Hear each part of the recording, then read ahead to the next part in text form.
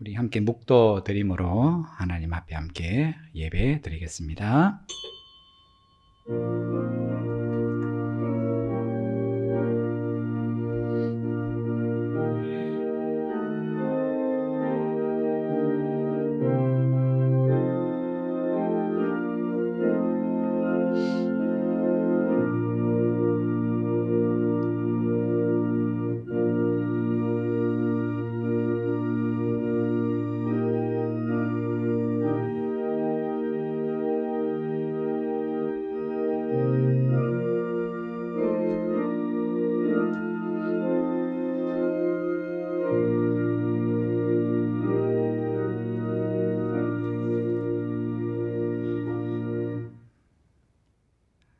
만군의 여호와여, 언제까지 예루살렘과 유다 성읍들을 불쌍히 여기지 아니하시려나이까? 이를 노하신 지 70년이 되었나이다 하며 여호와께서 내게 말하는 천사에게 선한 말씀, 위로하는 말씀으로 대답하시더라. 아멘. 하나님,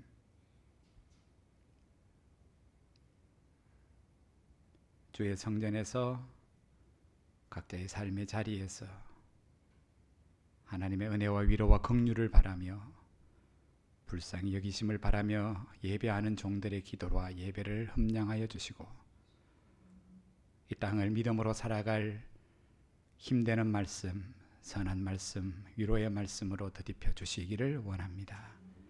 마음과 뜻과 힘을 다하여 하나님의 은혜를 사모하며 드려지는 이 예배 가운데, 성도들의 삶 가운데 함께하여 주옵소서. 감사하며 거룩하신 예수님 이름으로 기도드리옵나이다. 아멘. 다 함께 사도신경으로 신앙 고백 드립니다. 나는 전능하신 아버지 하나님 전지의 창조주를 믿습니다. 나는 그의 유일하신 아들 우리 주 예수 그리스도를 믿습니다. 그는 성령으로 잉태되어 동정녀 마리아에게서 나시고 본디오 빌라도에게 고난을 받아 십자가에 못 박혀 죽으시고 장사된 지 사흘 만에 죽은 자 가운데에서 다시 살아나셨으며 하늘에 오르시어 전능하신 아버지 하나님 우편에 앉아 계시다가 거기로부터 살아있는 자와 죽은 자를 심판하러 오십니다. 나는 성령을 믿으며 거룩한 공교회와 성도의 교제와 죄를 용서받는 것과 몸의 부활과 영생을 믿습니다. 아멘. 찬송가 337장 다 함께 찬송합니다.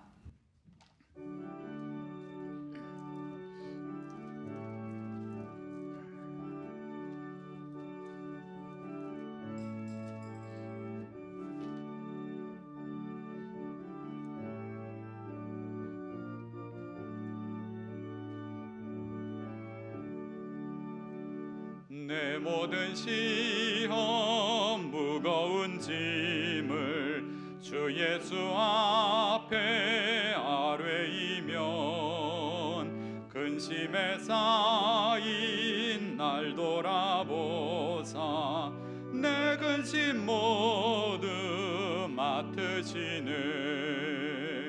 무거운 짐을 나 홀로 지고 견디다 못해 쓰러질 때 불쌍히 여겨 구원해 주리. 은혜의 주님 오직 예수.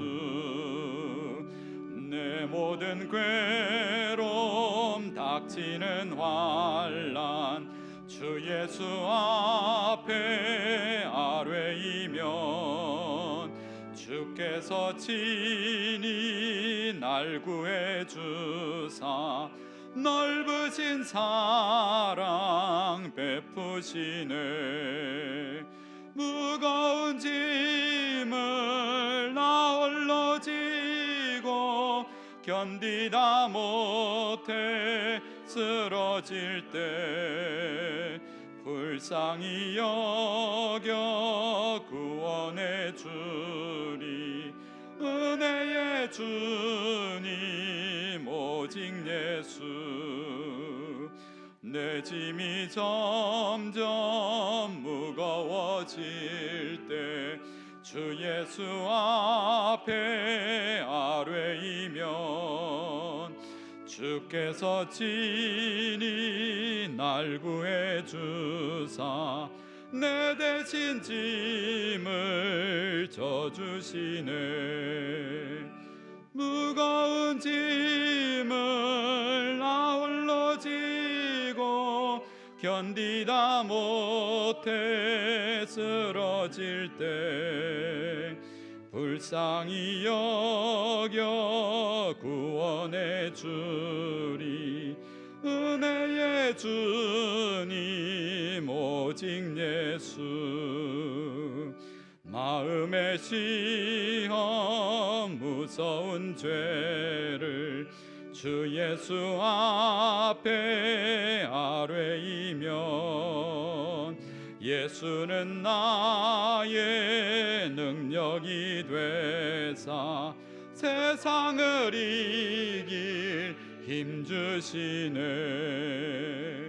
무거운 짐을 나 홀로 지고 견디다 못해 쓰러질 때 불쌍히 여겨 구원해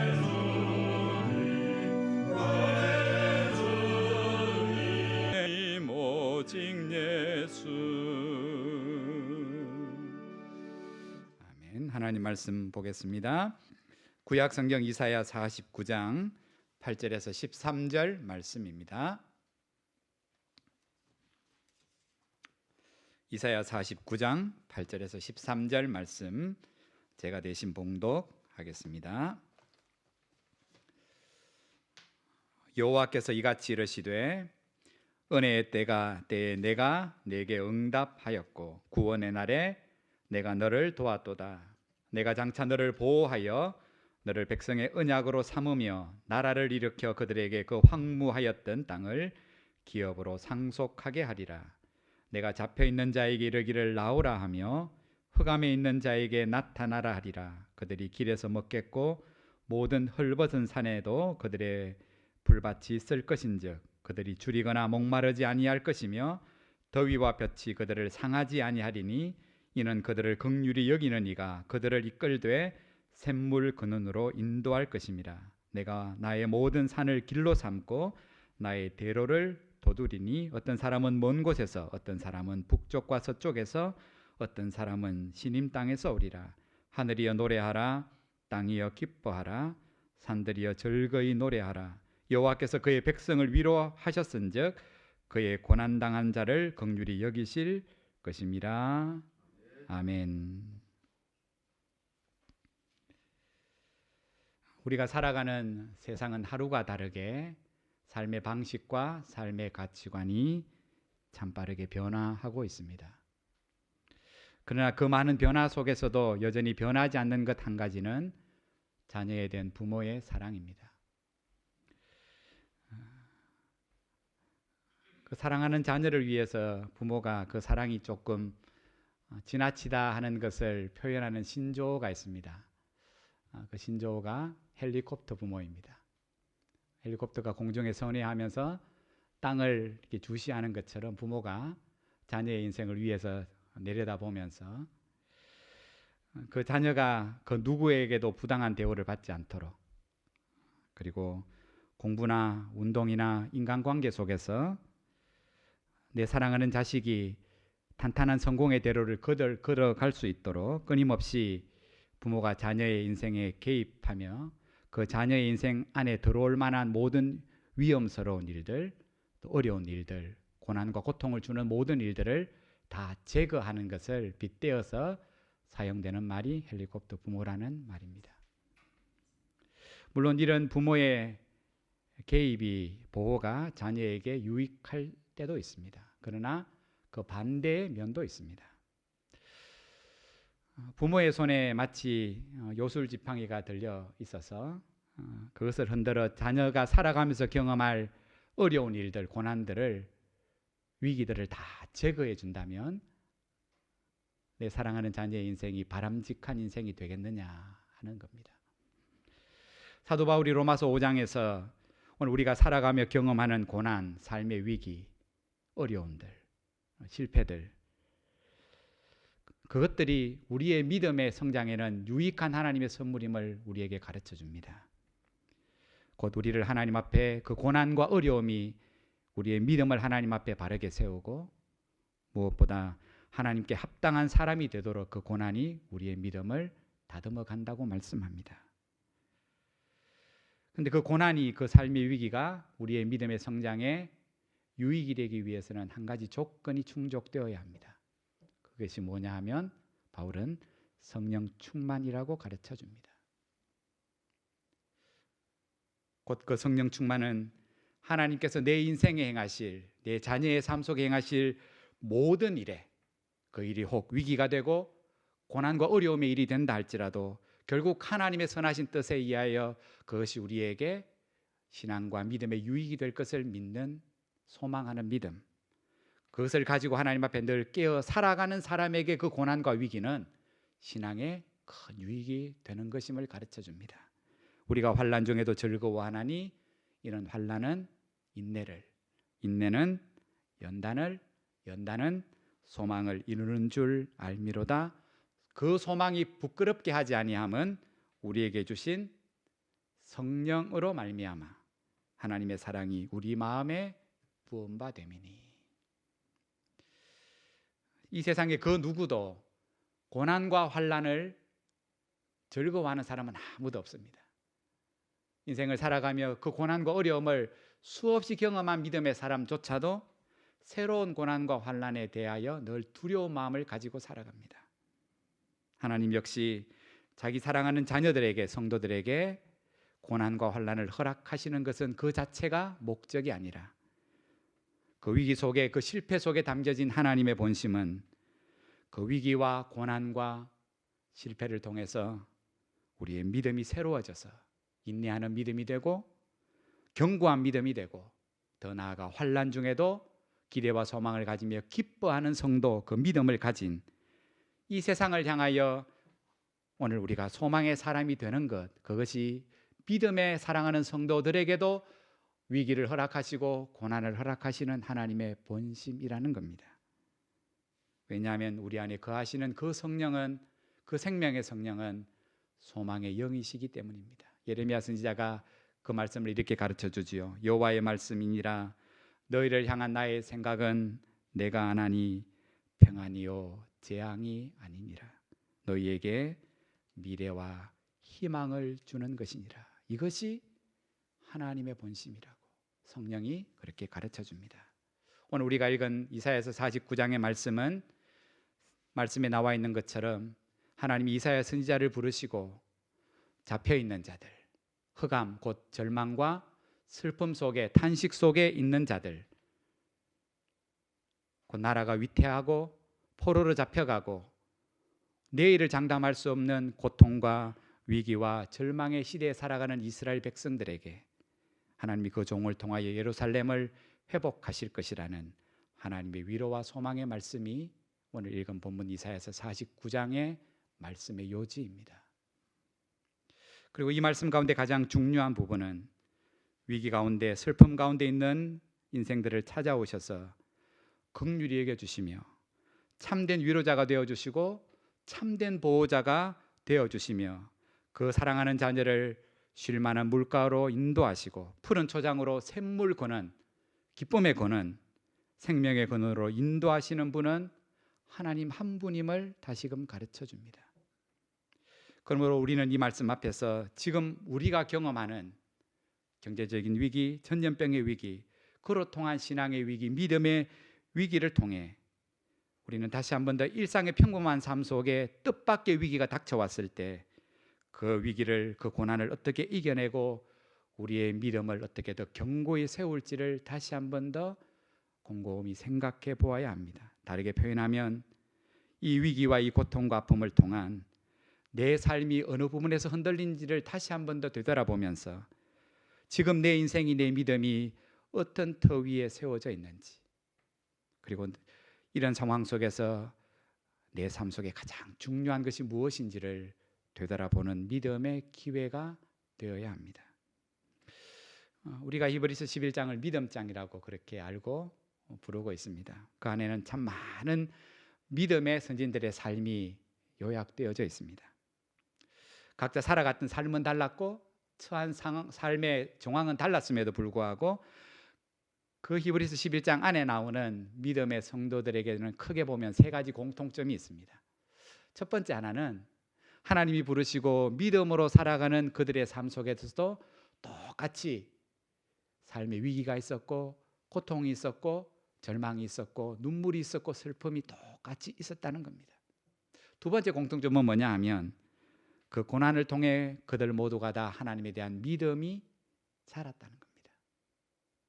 세 번째 공통점은 그 고난이 삶의 위기가 자동적으로 오늘 그들에게 우리에게 믿음의 성장으로 안겨주지는 않았다는 점입니다. 그런 의미에서 우리는 하나님께서 그 고난 속에 담겨져 있는 하나님의 뜻, 그 본심이 무엇인지, 그 고난을 통하여 우리에게 주시고자 하는 하나님의 복이 무엇인지를, 그 속에서 우리의 믿음이 어떻게 자라가기를 원하시는지를 우리는 말씀 안에서 다시금 되새겨보고 이 위기의 때, 어려움의 때를 또 하나님 앞에 또 온전한 믿음으로 서는 일들에 유익되도록 우리는 하나님 말씀 앞에 깨어서 서 있어야 합니다. 오늘 우리는 이 말씀을 통하여 크게 세 가지로 하나님이 이 위기의 때를 통하여 우리에게 주시고자 하시는 고난의 유익이 무엇인지, 하나님이 나에게 바라시는 주시고자 하시는 하나님의 복이 무엇인지를 세 가지로 크게 살펴보고자 합니다.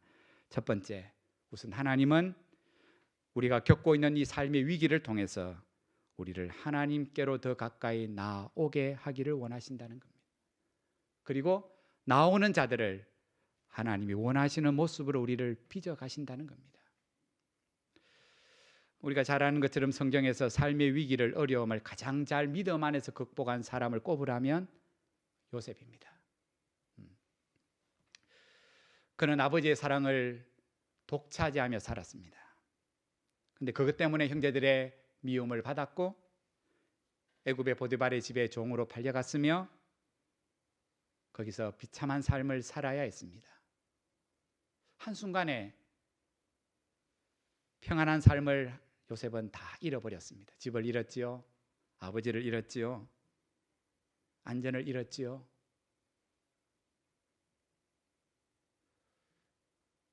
일상의 삶이 한순간에 형제들로 통해서 종으로 팔리며 다 잃어버렸습니다. 그러면서 그가 지내야 했던 곳은 낯선 상황, 낯선 문화, 마음대로 신앙을 지킬 수 없는 삶의 자리에 처하게 되었습니다. 심지어 말씀을 보면 요셉에게 꿈을 주셨던 하나님조차 그 상황이 어떻게 진행되어 갈지에 대한 아무런 말씀도 없었습니다. 그러나 우리는 성경을 보면 그런 형편 가운데 있는 요셉에게 오늘 주어진 한 가지 하나님의 선물이 있다는 사실을 알게 됩니다. 그 한 가지 때문에 종으로 팔려가며 비참한 실패의 삶 같은 고통의 삶을 살았음에도 불구하고 오늘 하나님을 향한 믿음이 온전하게 될 수 있었던 것은 하나님이 주신 그 선물 때문이었습니다. 그 선물이 무엇인지를 창세기 39장 2절 말씀은 우리에게 이렇게 가르쳐 줍니다. 여호와께서 요셉과 함께 하심으로. 다 잃어버렸는데 성경은 하나님은 약속하고 말씀하십니다. 요셉이 혼자가 아니라고. 요셉, 그는 하나님 한 분을 제외하고 모든 것을 다 잃어버렸습니다. 그러나 요셉은 지금 자신이 낯선 땅에서 경험하는 그 고통과 위기의 삶을 통해 편안한 고향 땅에서 경험해 보지 못했던 하나님의 임재, 하나님의 은혜, 하나님의 능력, 앞서가시며 자기 인생을 이끌어 가시는 하나님의 섭리를 그 낯선 땅, 어려운 땅, 위기의 땅에서 경험하고 있습니다. 그러면서 자기 인생에게 모든 것이 하나도 없고 다 잃어버렸다 할지라도 그 하나님 한 분으로 자기 인생이 충분하다는 사실을 그들은 절망의 깊은 감옥 속에서, 사람들의 오해 속에서 그것을 더 절실히 깨달으며 살아갑니다. 그런 과정을 통하여, 그런 경험을 통하여 요셉은 요셉을 향한 하나님의 바람대로 믿음의 사람으로 그 고난 때문에 빚어감을 우리는 깨닫게 됩니다. 그것이 요셉뿐만 아니라 지금 오늘을 살아가는 우리들에게 하나님이 여전히 고난과 삶의 위기를 허락하시는 하나님의 본심입니다. 두 번째, 하나님이 사랑하는 자녀들에게도 여전히 고난과 고통과 슬픔을 주시는 두 번째 이유는 그 무엇보다 하나님과 우리 사이의 관계를 더 깊어지게 하기 위하심입니다. 저희 가정이 이 코로나 사태를 직접 경험하면서 달라진 것이 참 많습니다. 첫 번째 달라진 것은 가까이 사는 부모님하고 제가 일상의 안부 전화를 일주일에 한 두세 번 정도, 교회에서 수요일도 뵙고 주일도 뵙기 때문에 한 두세 번 정도 드리다가 한 달 반 전부터는 하루에 한 5번에서 10번씩은 드려요. 잘 일어나셨는지, 어디 몸은 불편한 데 없으시는지, 잘 잡수시는지, 잘 주무셨는지.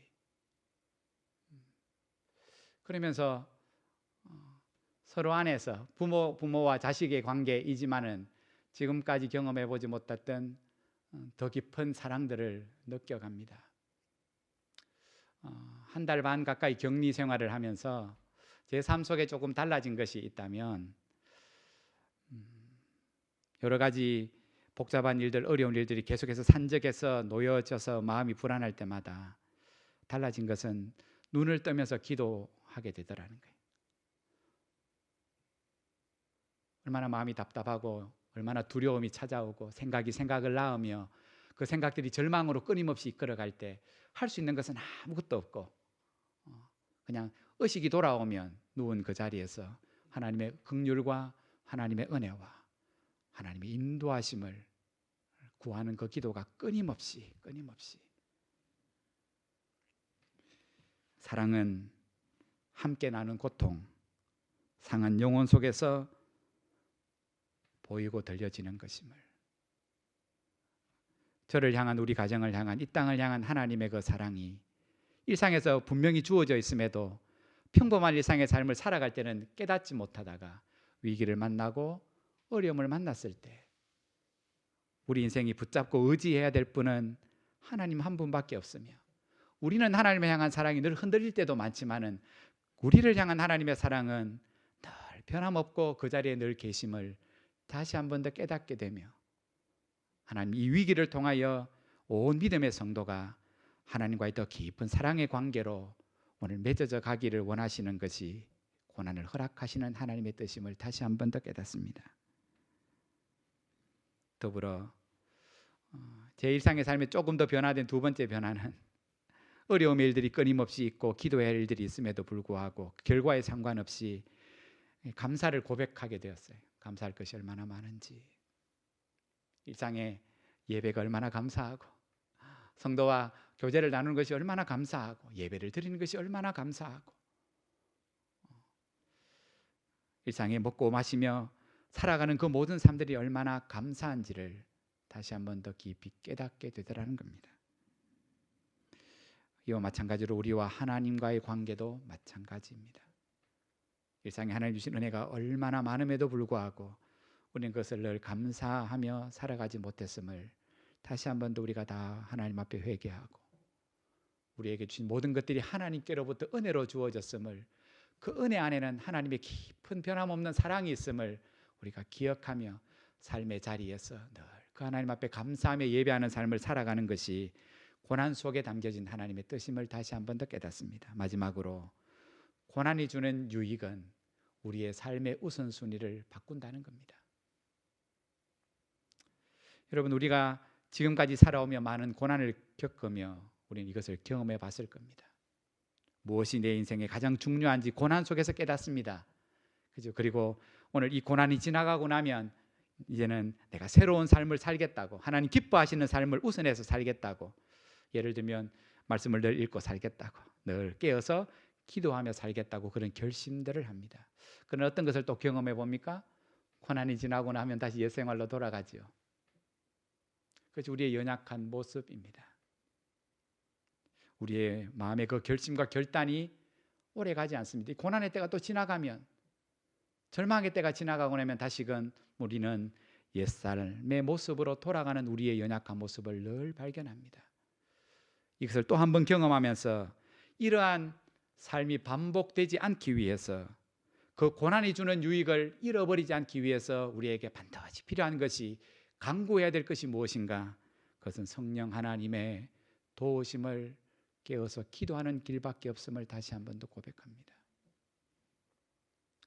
사랑하는 성도 여러분, 오늘 우리가 겪고 있는 경제적인 삶의 위기, 교회와 국가와 온 세상의 위기, 건강과 생명의 위기, 무엇보다 믿음의 위기 앞에서 오늘 우리가 반드시 만나야 할 분은 하나님입니다.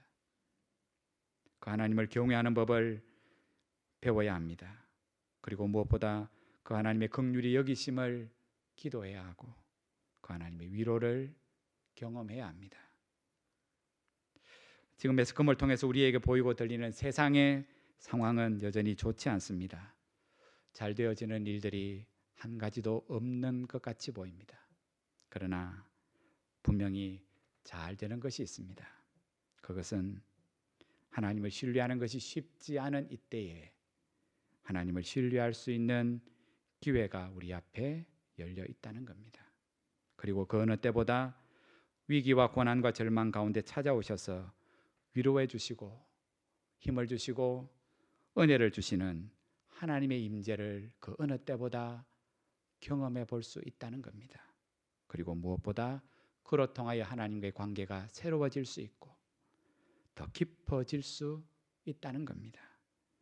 그래서 결국 이 고난의 때를 믿음으로 잘 깨어서 이겨내면 앞으로 우리가 또한 어떤 폭풍우와 어려움을 만난다 할지라도 그것을 너끈히 견뎌내는 믿음을 이 위기의 때에 우리가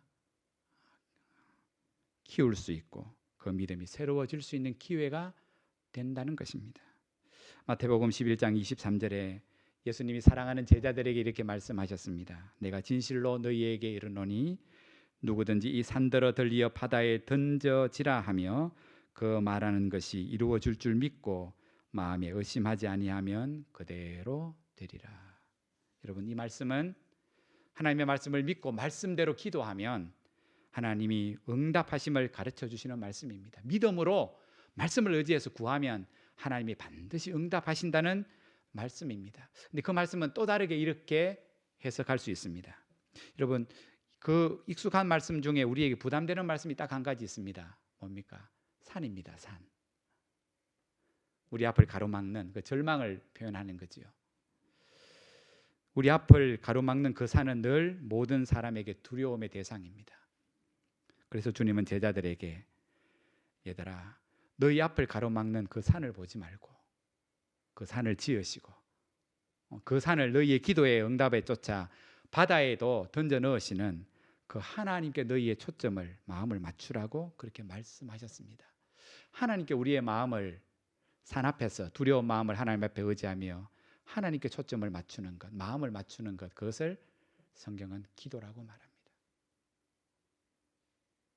그런 의미에서 하나님이 우리 앞에 두시는 산, 그 삶의 위기와 역경을 통해서 그 산은 내 안에 산을 옮길 만한 믿음이 지금 있는지 없는지를 알게 합니다. 삶의 위기를 당할 때 하나님께 소망을 두고 하나님을 흔들림 없이 신뢰하는지를 그 산이 지금의 내 믿음을 깨닫게 합니다. 그러므로 무엇보다 우리가 의지하는 하나님, 기도하는 하나님은 언제나 자기 사랑하는 자녀에게 가장 좋은 것을 주시는 하나님임을 이 위기는 우리로 하여금 깨닫게 합니다. 마지막으로 14세기 지금의 때처럼 흑사병이 온 유럽을 창궐할 때 영국의 여성 줄리아는 사랑이 계시라는 책을 통해서 이렇게 소망을 노래했습니다. 다 잘 될 것입니다. 다 잘 될 것입니다. 모든 것이 다 잘 될 것입니다. 하나님은 내가 그 어떤 폭풍우도, 그 어떤 수고도, 그 어떤 질병도 모르게 하겠다 하지 않으셨습니다. 대신 하나님은 내가 그런 것들에 정복당하지 않을 것이라 말씀하셨습니다. 하나님은 요셉과 함께 하셨듯이 이 위기 속에 살아가는, 두려움 속에 살아가는 오늘 믿음의 성도와 함께 하심을 이 한 주도 기억하며 다가오는 부활주의를 늘 우리에게 소망이 되시는 하나님께 우리의 마음을 맞추고 우리의 믿음을 맞추며 살아가며 승리하는 한 주 되시기를 주의 이름으로 축복합니다. 함께 기도하겠습니다. 우리 이 시간 말씀을 기억하며 이 땅을 향해서 우리 함께 합심해서 두 가지 제목으로 함께 기도하겠습니다. 우리의 위기와 고난 가운데 찾아오시는 하나님이 이 땅을 긍휼히 여기시고 불쌍히 여기셔서 참된 위로자로 하나님의 은혜를 이 땅 가운데 베풀어 주시고 평안을 허락하여 주옵소서. 우리 함께 말씀을 기억하며 그렇게 기도하고 온 세상이 두려움 속에 있을 때 하나님의 크심을 깨닫게 되고 하나님께 온전한 소망이 있음을 깨닫게 되며 구원의 역사가 이 위기를 통하여 참된 복으로 이 땅 가운데 임하게 되기를 우리 함께 축복하시며 두 가지 기도 제목으로 함께 한 2분 정도 3분 정도 기도하겠습니다. 함께 기도드립니다. 하나님 아버지 은혜를 감사합니다.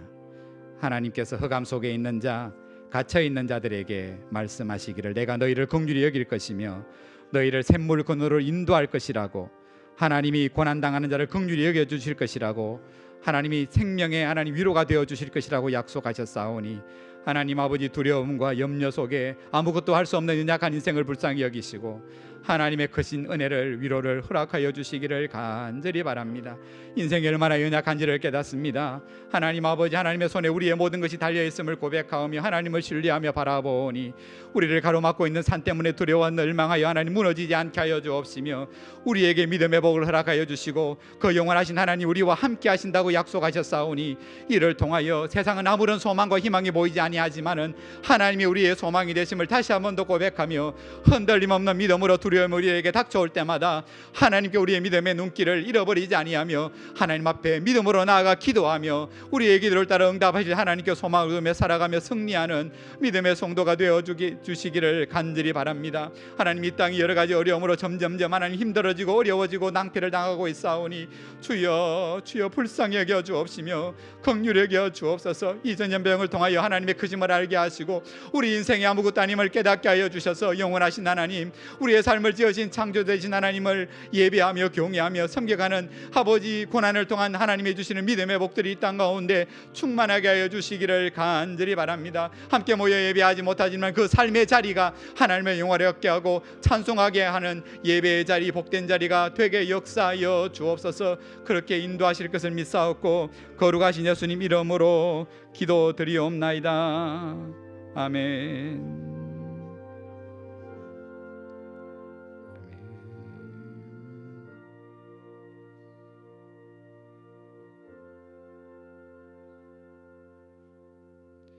이 시간 교회 앞에 광고 드리겠습니다. 여전히 코로나 사태로 인하여 함께 성전을 찾아 예배하지 못하는 성도가 많습니다. 여전히 그 삶의 자리에서 우리에게 이런 어려운 때를 허락하신 하나님의 뜻들을 서로가 잘 분별하시면서 이 땅에 하나님 주시는 긍휼이 고치심의 은혜가 임할 수 있도록 주신 성도의 본연의 사명, 기도하는 사명을 잘 함께 이루어 가시는 성도가 되시기를 축복합니다. 이미 교회 앞에 광고를 올린 것처럼 다음 한 주간은 이제 부활주의를 앞둔 주간입니다. 새벽 기도가 월요일부터 본당에서 있겠습니다. 그리고 그 예배 실황을 우리가 녹화해서 유튜브에 올리도록 하겠습니다. 고난주일 많은 성도가 함께 나와서 특별 새벽 기도를 참여하지 못한다 할지라도 그 영상을 통해서 가족들이 저녁 시간 한 8시쯤에 모이셔서 함께 예배를 드리는 것으로 부활주의를 믿음 안에서 잘 준비하시면 신앙의 큰 유익이 될 줄 믿습니다. 더불어 4월 12일부터 형편이 허락하는 대로 모여서 드리는 예배를 실시하고자 합니다. 1부, 2부 예배가 특별한 경우가 없으면 실시될 텐데 무엇보다 참여하시는 성도들은 그 예배 순서를 또 기억하셔서 약속하신 시간에 그렇게 참여해 주시고 또 참여하지 못한 성도들에게는 사무실에 전화를 드려서 예배를 그렇게 안내하도록 그렇게 하겠습니다. 오실 때는 거리를 유지해 주시고 꼭 마스크를 끼신 상태에서 예배를 드려 주시면 감사드리겠습니다. 그리고 여러 형편에 따라 함께 예배에 참여하지 못하는 성도가 많습니다. 너무 마음에 부담을 가지지 마시고 동영상을 찍어서 여전히 그 주일 예배 영상도 올릴 테니까 그렇게 그 예배를 통하여 믿음을 지켜가시고 함께 교회를 향하여 또 세상을 향하여 함께 기도하는 그 사명을 잘 감당하신다면 큰 은혜가 될 줄 믿습니다. 특별히 자기 몸에 이상이 있으시거나 또 너무 어린 자녀들 오는 것이 좀 부담이 되기 때문에 그분들은 가능하시면 동영상을 통해서 예배에 참여해 주시고, 그렇지 않은 분들은 예배가 필요한 섬기는 일들에 공지해 드리겠습니다. 안내하는 분들, 그리고 기도하시는 분들, 또 헌금 당번들 이 주중에 공지해 드릴 테니까 그 역시 섬기기 위해서 봉사해 주시고 기도로 협력해 주시면 은혜가 될 줄 믿습니다. 추후에 필요한 공지 사항들은 교회 밴드를 통하여 알려드리도록 그렇게 하겠습니다. 우리 이 시간 찬송가 419장 찬송 드리겠습니다.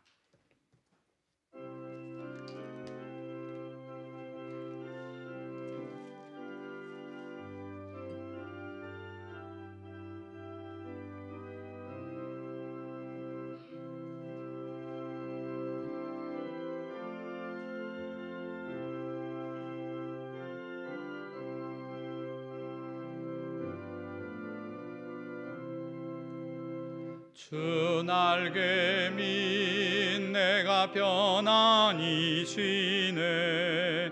밤 깊고 비바람 불어쳐도 아버지께서 날 지켜주시니 거기서 편안히 쉬리로다. 주 날개 밑 평안하다. 그 사랑 끈을 잔위뇨. 주 날개 밑 내 쉬는 영혼 영원히 거기서 살리. 주 날개 밑 나의 피난처 되니 거기서 쉬기를 원하노라. 세상이 나를 위로치 못하나 거기서 평화를 누리리라. 주 날개 밑 평안하다. 그 사랑 끈을 잔위뇨. 주 날개 밑 내 쉬는 영혼 영원히 거기서 살리. 주 날개 밑 참된 기쁨이 있네. 고달픈 세상 길 가는 동안 나 거기 숨어 돌보심을 받고 영원한 안식을 얻으리라. 주 날개 밑 평안하다. 그 사랑 끈을 잔위뇨. 주 날개 밑 내 쉬는 영혼 영원히 거기서 살리.